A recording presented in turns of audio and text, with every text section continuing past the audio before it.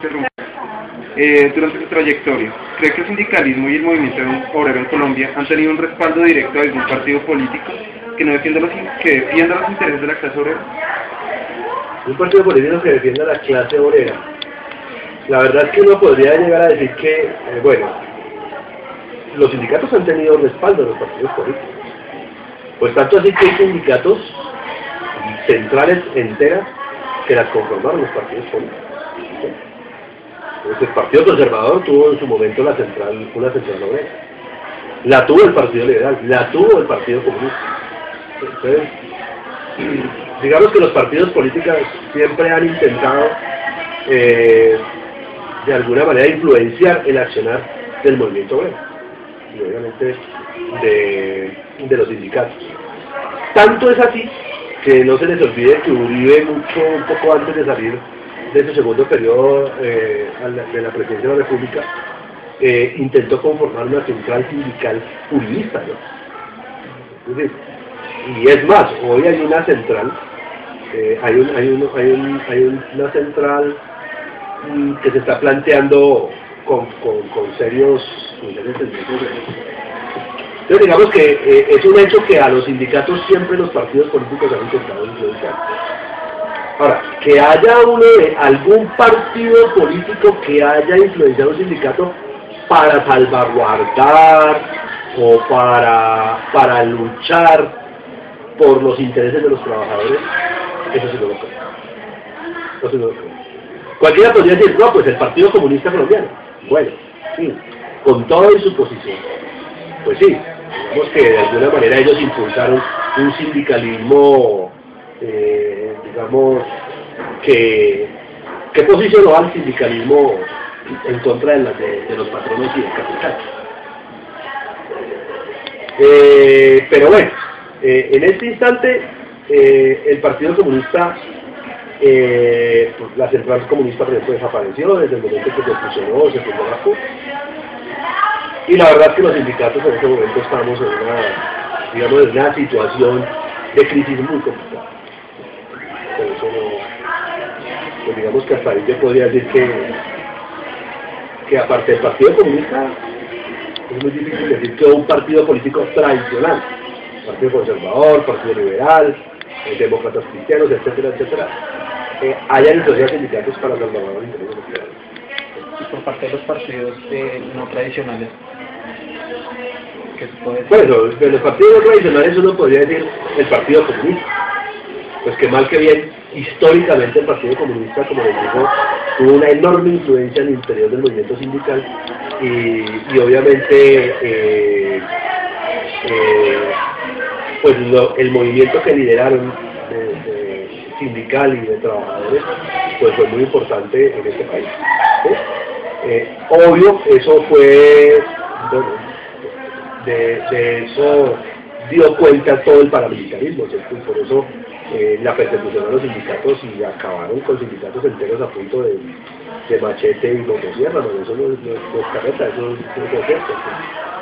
Entonces sí, claro, digamos que el Partido Comunista no podría decir, representa uno de los partidos no tradicionales que tuvo enorme influencia entre los militares. Bueno, ya con respecto a unos aspectos que hemos dado, queremos saber su opinión. Entonces, la primera es los espacios de los que dispone y los que ha abierto el sindicalismo y los movimientos obreros durante su trayectoria. Pues mire, o sea, digamos constitucionalmente de qué espacios dispone y a partir de los espacios, qué espacios han construido ustedes sobre la sociedad. Por ahí alguien decía que la Constitución del 91 era la Constitución de Islandia. O sea, la Constitución del 91 está llena de garantías y derechos. Podría uno llegar a decir. Uno puede decirle al pueblo colombiano que si tiene constitucionalmente garantizado el derecho a la vivienda, claro, pero mira usted cómo la consigue. Usted tiene derecho a la salud, sí, pero mira a ver cómo la paga. Igual, usted tiene derecho a la educación, pues sí, pero mire a ver si puede entrar a la universidad. O sea, yo no le estoy diciendo que no tenga el derecho, claro. El problema es tener el derecho y otra cosa es poderlo ejercer. O gozar de él. Usted tiene derecho a la vida en este país, claro. Pero sin embargo hay 5.000 homicidios en un mes.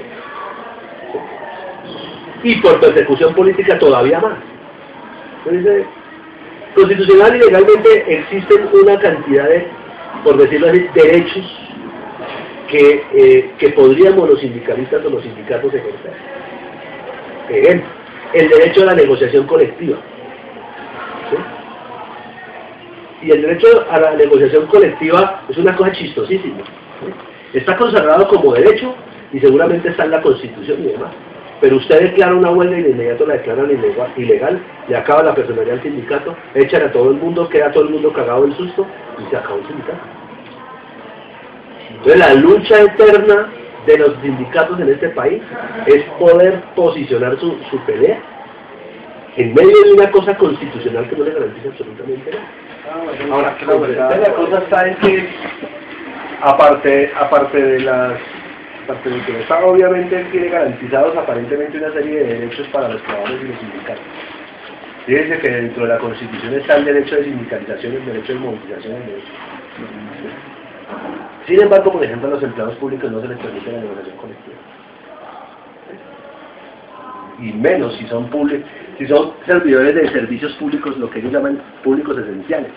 Educación, acueducto, energía, etc. Incluso no hace poco acaban de sacar un decreto en donde supuestamente le garantizan a los empleados públicos el derecho de negociación colectiva. Pero es un chiste. Le dan el derecho de negociación colectiva, pero solo puede negociar algunas cosas que el gobierno considera son las únicas que puede negociar un sindicato con el patrón. Entonces, por ejemplo, si usted pertenece a una entidad que es territorial y no nacional, usted no puede negociar salario. Pero usted tiene derecho a negociar el salario con el jefe, cuando usted le hace una huelga o le presenta usted peticiones. ¿Sí? Pero esa negociación no puede sobrepasar el aumento que el gobierno le hizo al trabajo. No, lo que le da el gobierno. Entonces, ¿cuál es la esencia de los sindicatos? Pues mejorar las condiciones de labor de los trabajadores. Entonces, es muy chistoso que usted diga, sí, claro, negocie salarios, pero ojo, no puede sobrepasar lo que ya le dio el gobierno. Entonces, ¿qué quiere que negocie? ¿Para qué quiere que negocie salarios si ya me lo dieron? Funcionario legal con respecto a los sindicatos. Y es que muchos sindicatos se tragaron el cuento de que se puede, a través de no de la movilización, que es lo que le correspondería a uno como organización, la confrontación directa con los patronos y con el régimen, sino que depositan las esperanzas de los trabajadores de mejorar sus condiciones de labor en esperanzas legales y constitucionales. Entonces todos se lo dejan al abogado. Tal cosa, sí, digámosle al abogado que nos meta una tutela. Pues ahora usted ve en las reuniones de sindicatos y todos los sindicatos hablan de que metimos una tutela y la corte no lo negó. Es que metimos y tal cosa y el juez tal constitucional dijo que bueno. Pero por eso es que usted no ve grandes movilizaciones de masas de trabajadores, porque es que la gente está depositando sus esperanzas en esas vainas completamente legales. Pero digamos que en ese marco es que se inscribe el problema de lo legal y lo constitucional con respecto a los sindicatos. Lo que está en la ley es pura carreta. Si los trabajadores, si las organizaciones sindicales, mediante la fuerza de la movilización, no superan esas expectativas constitucionales legales, pues la gente se va a quedar esperando, porque la Constitución y la ley están hechas es para favorecer a quien las hace, no para que nos favorezcan a nosotros. Bueno, la tercera, represión oficial y represión no oficial. Entre las manifestaciones, digamos, en común en sus vidas corrientes, ¿cómo se ve reflejado este hecho?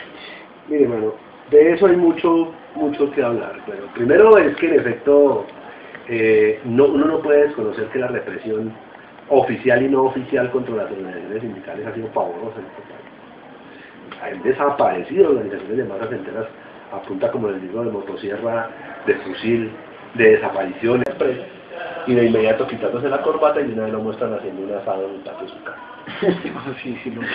No la vi. Una cosa deprimente. Han habido dirigentes sindicales que son unos completos traidores a la clase trabajadora, que han vendido los más altos intereses de la clase trabajadora por posicionarse o como alcaldes, o como ministros de trabajo, o como miembros de la OIT, o como simples asesores del gobierno en materia laboral. Entonces venden su alma al diablo. Y claro, eso lo que produce es un efecto de desconcierto al interior del trabajador y utilizan a los sindicatos y a los trabajadores como catapulta para llegar a ciertos cargos de dirección del Estado. Entonces necesitamos un cambio estructural al interior de las uniones sindicales. Son los trabajadores los que tienen los llamados a volver nuevamente por los caminos de la defensa de los intereses de la clase trabajadora. Cuando ustedes le hablan de sindicato antioqueño, no crean que es un sindicato como este. El sindicato antioqueño está defendiendo la clase, pero la clase burguesa, la clase que es empresarial antioqueña. Y yo no creo que ningún trabajador de Fabricato pueda ingresar como afiliado o como militante del partido del sindicato antioqueño. ¿No?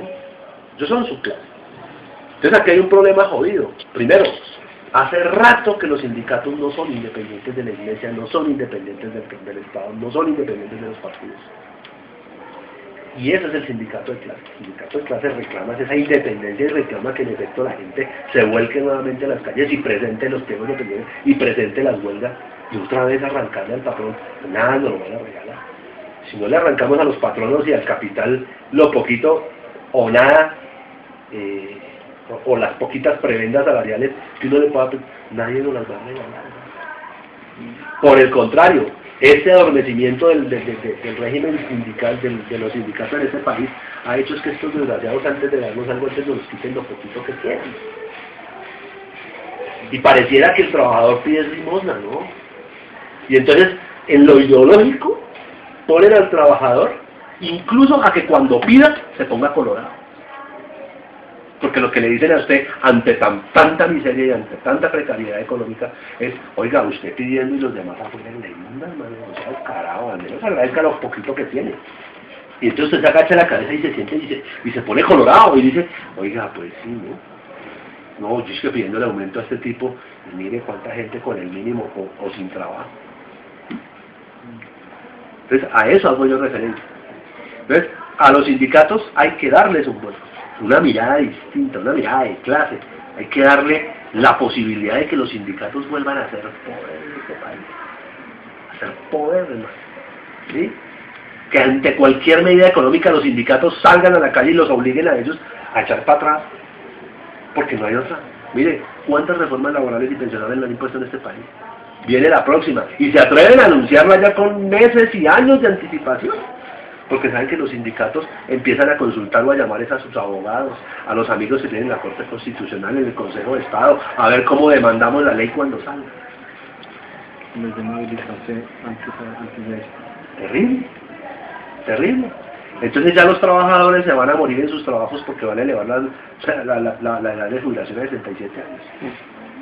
Y lo más hijo de puta, lo más deprimente, es que lo ponen a usted a cotizar hasta 1.400 semanas, pero cuando usted completa las 1.400 semanas, que son escasos, son 22, 24 años, usted puede trabajar 40, pero solo le valen las 1.400, usted trabaja gratis de ahí para allá, porque eso nadie lo va a reconocer. Fuera que usted llegara a las 1.400 y de una con la edad que tuviera se jubilara, pero no, lo ponen a trabajar gratis de ahí para allá. Porque el resto de las semanas de cotización, esa vaina nadie se las va a reconocer. Los que sí trabajan la policía, ¿a qué se jubilan? Ah, no, pues claro, es que la policía sí, creo que incluso hay unos que, dependiendo si están en orden público o no están en orden público, si son 15 años, son 20 años y se van y con el salario del 100% y no, sí, pues por la edad que tengan, sino del pero claro, de servicio. Claro, es que no actúan lo mismo con el trabajador que enriquece y llena los bolsillos de todos estos hijoputas que con el que los defiende. El que les hace, es decir, es que cuando usted con el que le da la posibilidad de disfrutar su fortuna en paz, usted no se va a meter. Entonces los ponen a vivir muy bien. ¿Sí? Entonces ahora, desde chiquitos, los niños dicen, yo quiero ser o presidente o policía. Terrible, es terrible. Nadie dice, yo quiero estudiar ingeniería. Pues puta, pero eso sí es una vaina rarísima. ¿No? ¿Sí? O futbolista, ¿no? Porque es que también el cuento es no estudiar pero ser rico. ¿Sí? Entonces la idea que le han metido es ver al Tino Asprilla el picho en plata, ¿cierto? Pero con tercero de primaria, y dice, se da cuenta, es que así es. ¿Sí? Entonces, eso es una situación que, claro, que tiene que ver, como les digo, ya con todo lo que es el régimen económico. Y no solo hacer el cambio estructural hacia el régimen sindical, sino hacia el sistema mismo. Que Sí, claro, Colombia... pero fíjense una cosa, todo el mundo dice que el capitalismo es terrible, ¿no? Pero por lo general todo el mundo se quiere acomodar bajo el capitalismo. Entonces dice, el capitalismo genera pobreza, todo, y se riega, ¿no? Y entonces sale con camiseta, va y se da con la policía, ¿sí? Y resulta que eso sucede hasta que usted consigue un buen puesto, se gana el baloto, se consigue una sugerencia de alguna huevonada, o simplemente se vuelve político y gana buena plata, o bueno, cualquier cosita de esa. Pareciera que toda esa expresión revolucionaria y toda esa cosa que usted dice, sí, el capitalismo, le dura hasta que usted se acomoda. ¿Sí? Entonces, cuando usted se gana, yo he visto tipos que se han graduado aquí en la Universidad Nacional, hoy son asesores de cuanto bellaco allá en el Senado, y vienen a decirles a nosotros, no, yo sí ya no estoy de acuerdo. Cuando estaban acá tiraban piedra y eran unos berracos, ¿no? Y entonces ya cuando están allá y llegan acá con corbata, yo sí, la verdad, no estoy de acuerdo con eso de la pelea. Yo creo que eso ya pasó de moda. Claro, gran huevón, no es que ya gana 8 millones de pesos. Entonces todo el mundo en este país se acostumbró a pensar, como dicen las abuelitas, no todo el mundo habla de acuerdo a cómo le vaya en el baile. No, habla de la fiesta de acuerdo a cómo le vaya en el baile. Y así nos pasa los colombianos muy felices, ¿sí? Denigrando y despotricando siempre y cuando no esté, como dice, en la rosca, en donde se vive y se pasa bueno. Entonces no, eso no puede seguir pasando. Puede seguir pasando. Una cosa que uno decía, mire, la privatización de las empresas públicas en este país, todo el mundo se acostumbró. Es más, se las pierden en la análisis de todos los colombianos. Por ejemplo, la energía eléctrica de Bogotá, ¿cuánto hace que la vendieron? El último recibo por 2 meses que uno pagaba era de 10.000, 12.000 pesos. Hoy se pagan hasta 100.000 pesos por un solo mes. Y a la gente la tienen considerada. Entonces eso es una vaina complicada y así nos pasa a los sindicalistas.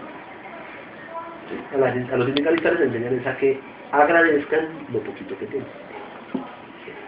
Porque está afuera peor. Y claro, le hacen ver la realidad y dicen, sí, entonces es mejor cuidar lo poquito que se tiene. Entonces las peleas de los sindicatos se reducen a esa, mire, por favor, las botas, por favor, no sé qué, tal cosa. Una vaina complicada.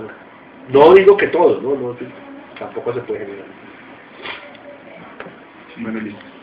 Entonces, yo creo que con lo que hemos hablado, existe como una especie de coalición y de hegemonía no solo de los partidos y como de la clase dirigente, sino también de los medios, ¿no?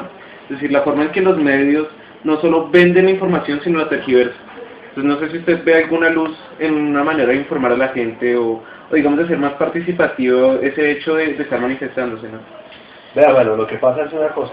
Si hay algo a lo que el régimen colombiano le meta plata, es a los medios de comunicación, masivos de comunicación. Yo creo que no hay país de Sudamérica que tenga tal poder en los medios de comunicación. Es una cosa pavorosa. Y es que el bombardeo ideológico a nuestros jóvenes, a las amas de casa, a los trabajadores, a la masa, a la población en general, es una cosa bárbara y aliada. ¿Cierto?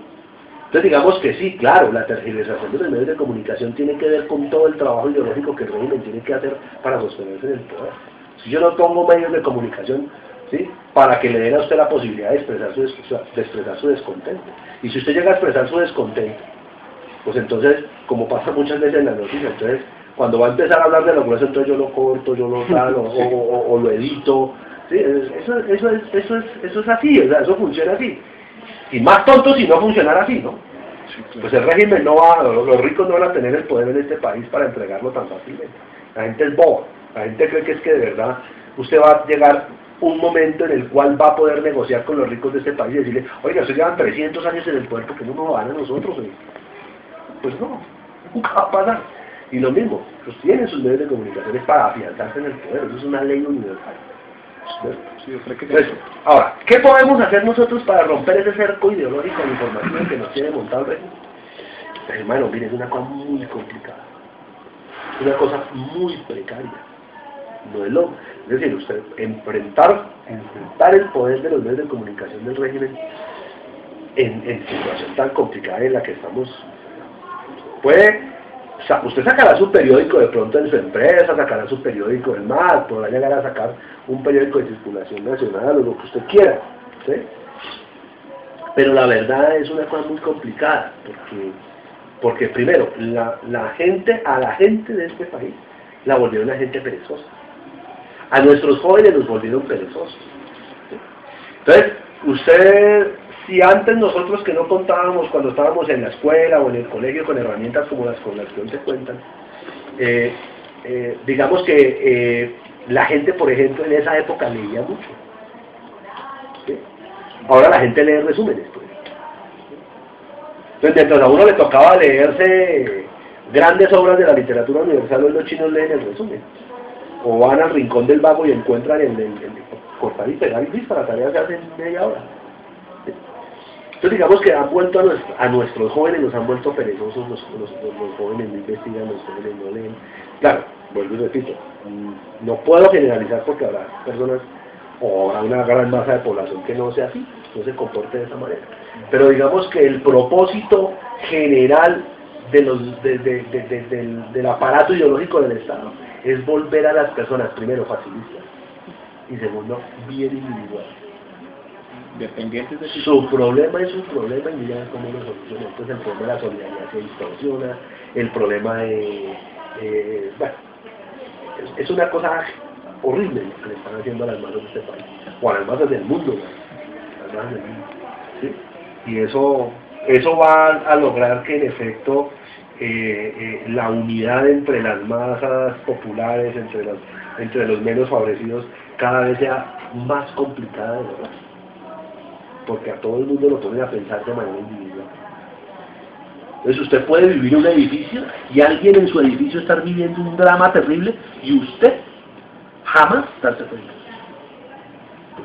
Pues fíjese cuántas noticias no hay que alguien pillaron que se murió en un edificio porque olió maluco, pero no hay otra forma porque los vecinos no se hablan unos con otros. Y eso no lo metieron. Entonces, la solidaridad, vuelve a repito, es una cosa distorsionada, extraña, y entonces se recurre, en términos de solidaridad, digamos que se revuelve con ese término de la caridad cristiana. Entonces yo soy solidario con el viejito y le llevo una pareja. ¿Sí? O si bajo el vidrio, como dicen, entonces pues le boto una moneda al pelado que me limpió el vidrio y ya, como que me voy tranquilo, ¿sí? O si yo soy todavía un mejor cristiano, pues doy el diezmo en mi iglesia, o llevo un mercado para los pobres, o la ropa que ya no me sirve se la llevo a otro, y usted como que queda tranquilo, ¿no? Pero la solidaridad, el problema de la amistad, de la hermandad, de la vecindad, ahí la van acabando, no hay nada que hacer. Pues me enseñan es a que usted mismo se defienda en este régimen, mira cómo se defiende. Entonces, digamos que eso es... Ya, sí, como una última. Es un país que sufre la memoria, ¿no? Entonces, digamos, pongamos por el hecho las masacres de las bananeras. ¿Lo dejamos para los libros de historia o será que la historia se repite y tenemos que tener en cuenta que la gente que manda en este país no cambia su accionar? Mire, mano, hay una cosa, entonces le digo, el trabajo que han hecho en lo ideológico, el trabajo que han hecho en términos del terror, es una cosa pavorosa. Nosotros somos, ya podremos decir, hijos de una cultura de la muerte. En este país, hablar de una masacre es como si cualquier cosa sucediera. Entonces mire, que me habla de las masacres de las bananeras en torno a lo que significó, porque de pronto por allá García Márquez en un libro lo dijo, o porque hay incluso un librito que llama la masacre de las bananeras, o porque en algún momento uno como que en el colegio le enseñan que hubo una masacre pavorosa por allá en la Sierra de Pachucha, pero las masacres en este país no han cesado. Es una cosa terrible. O sea, uno no entiende, por ejemplo, cómo la gente no sale a la calle y se escandaliza, no hace nada contra un régimen, por ejemplo, que comete una masacre como la del Salado. Duraron 3 días matando personas, unos a martillazos en la cabeza. Entonces hemos generado como le digo, una cultura de la muerte que se acostumbró a eso, pero además, conecta con eso, pero además, digamos que a la gente ya no le importa. ¿Sí? Entonces, mire, en su cuadra matan 2 o 3, y usted dice, lo primero que dice, no, pues ellos en algo han dado, se lo merecen, prácticamente termina diciendo usted. Y lo mismo pasa con los sindicalistas en medio de la cultura de la muerte, entonces dicen, por ejemplo, se crea eso de que el que ande con chaleco, escolta, carro blindado y una mantel es un sindicalista poderoso y además el más peleador del mundo, el más importante de los sindicalistas. Entonces se pelean por un carro blindado, por una moto, por todas huevonadas que le dan. ¿Sí? Y lo que no se dan cuenta es que se invisibilizan. Se invisibilizan. Entonces, con el esquema de seguridad que le ponen al sindicalista, lo aíslan de su base. Entonces él solo pasa por el medio de la marcha o pasa por el medio de sus trabajadores en un carro blindado y el trabajador ni se da cuenta con los vidrios polarizados que entra su dirigente. Y eso, claro, por eso es que el Estado colombiano le bota a usted Avantel, chaleco, toda esa marica. Y si usted es un hijo de puta problema, le montan ese esquema de seguridad para aislarlo de la gente. Y entonces hasta lo trasladan, le dicen, o lo mandan para Bélgica, o lo mandan para no sé dónde. Y la gente es feliz con esas huevonas. Aquí ya son más, de verdad, más bien poquitos los que quieren hacerse matar por estas huevonas. Pero es cierto, ¿sí? Y eso se la pasan. Usted va a una reunión de sindicalistas y todos es una puta lloradera de que me tienen amenazado, que me llegó una vaina de las águilas negras, que me no sé qué. Ojalá no me va a pasar, hermano, porque eso sí me parece terrible. Por estar hablando huevonadas acá, pero en serio, se los digo. La gente, en medio de esa cultura de la muerte, tener ese tipo de esquemas de seguridad, y esas cosas da caché. Da caché. Entonces eso también distrae la atención del sindicalista, distrae la distracción del dirigente. Y eso es una vaina complicada, man. ¿Sí? Y una última preguntita ya para cerrar. Aquí en la universidad, digamos, en su caso personal, le dan, digamos, las facilidades que usted dice, tengo una reunión, tengo un viaje o algo así, y, digamos, o sea, no le pone ningún problema por esas cosas. No, todo lo contrario. Esta universidad que se dice democrática, pluralista, abierta, es carreta, no hay universidad más goda que esta. Pero es que además es cierto, mano. Mire, el hecho de que usted llame a una asamblea general de trabajadores y le mande a solicitar el permiso aquí al vicerrector o al rector y dice, necesito permiso para todos los trabajadores asistan a una asamblea. Ahí le mandan la carta a todos los jefes y dicen, pero usted me certifica que el funcionario cuando se retira a la asamblea usted no lo va a necesitar. Dígame, ¿habrá algún jefe inmediato que le diga a usted como rector que el señor fulano de tal se va a una asamblea y no lo necesita? Entonces no hay permiso. Entonces queda supeditado a lo que su jefe opine o su jefe diga. ¿Sí? Entonces, por ejemplo, los permisos sindicales permanentes, carreta. ¿Sí? Para ir a un seminario, a un foro, lo que sea, qué camello tan verdad. Y si usted manda a decir, mire, es que no voy yo solamente, vamos 5, ¿5? No, pero no, además de todos esos, ¿no será que van 2? ¿No será que va 1? Así es muy berraco hacer actividades sindicales. Es muy berraco. ¿Sí? Entonces fíjense, mientras yo a ustedes los estoy atendiendo, acá a mí me toca estar atendiendo, ¿quién más lo va a atender? Yo debería estar allá en el sindicato hablando con ustedes, haciendo actividades sindicales, ¿no? A mí me toca quedarme aquí y después de las 4 mirar a ver cómo le rinde el tiempo para eso. Entonces, es muy difícil, muy difícil. Y no sé si nos como darnos una conclusión así como para cerrar. Pues hermano, a manera de conclusión yo lo único que le podría decir es que pues hombre, los sindicatos tenemos una muy importante labor que realizar. Tenemos que llenarnos, digamos, de argumentos. Los sindicalistas no leen. ¿Sí? Entonces, como decía el profesor Renan Vega, los sindicalistas son perezosos. Los sindicalistas olvidaron hace rato la historia, los sindicalistas no escriben, no leen. Entonces ahí hay un problema. porque usted tiene como sindicalista la obligación de entender la realidad nacional. Y si entiende usted la realidad nacional, usted tiene que entender y le debe quedar muy claro qué hacer con ese aparato llamado sindical. Entonces, uno como a manera de conclusión podría decir, hermano, mire, los sindicatos tenemos la labor de volver por nuestros fueros y convertirlos en una fuerza poderosa, convertirlos en poder, empoderarnos, manejar nuestra propia agenda, no que nos imponga el gobierno la agenda, es nosotros imponerle una agenda al gobierno, y a los patronos y al gran capital, nosotros tendríamos que estar haciendo eso, pero no, lastimosamente no está pasando. Pero es un trabajo, ¿no? Es un trabajo que tiene que ser, me imagino, que va a ser muy lento, pero pues que alguien lo tiene que hacer y que hay que hacer. Simplemente es eso. ¿Un acto de fe entonces? Pues no es un acto de fe, diría yo. Digamos que esos son actos que desgraciadamente se vuelven casi individuales. O sea, es aquel que considere que es importante este trabajo, pues que lo asuma. ¿Sí? Y lo que tiene que hacer usted como sindicato, como sindicalista consciente, como trabajador consciente, es coger a los demás trabajadores que no lo son y rasguñarles esa conciencia, traérselos y decir, mire, si estamos juntos, no sé, es más fácil que cada quien por allá individual, como le pasa a todo el mundo, hermano. Si el ciudadano colombiano supiera que es más fácil encontrarse y pelear todos por lo mismo, que cada uno haciendo su acción individual, ¿sí? Tal vez ese día las cosas cambien. Tal vez ese día no nos metan reforma laboral, no nos metan reforma pensional, no nos suban los servicios. O si los van a subir, no van a tener que pensar y preguntar porque la gente se afía a la calle. No, aquí se tiran a la calle a la caminata de la solidaridad, ¿no? De Nidia Quintero Turbayo, cuando salen las estrellas de la televisión.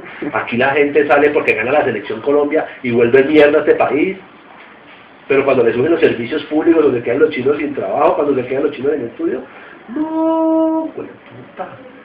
Lo primero que dicen es, Dios proveerá. Eso no es culpa de ni responsabilidad de la población. Así la están poniendo a pensar. Así la están poniendo a pensar. Y lastimosamente es un trabajo que lleva años. Entonces ha calado, ya no solamente en la mente de la gente, sino hasta en los huesos. Entonces, ese es un trabajo que lastimosamente nos tocaría hacer a todos, pero que lastimosamente no somos muchos los que estamos emprendiendo esa acción de volver, les repito, revolver a, digamos, a retomar las banderas del sindicalismo y ir, como les digo, por nuestros suelos y mirar a ver cómo enfrentamos esta andanada tan berraca. Pero estamos intentando que seamos más, vamos a ver.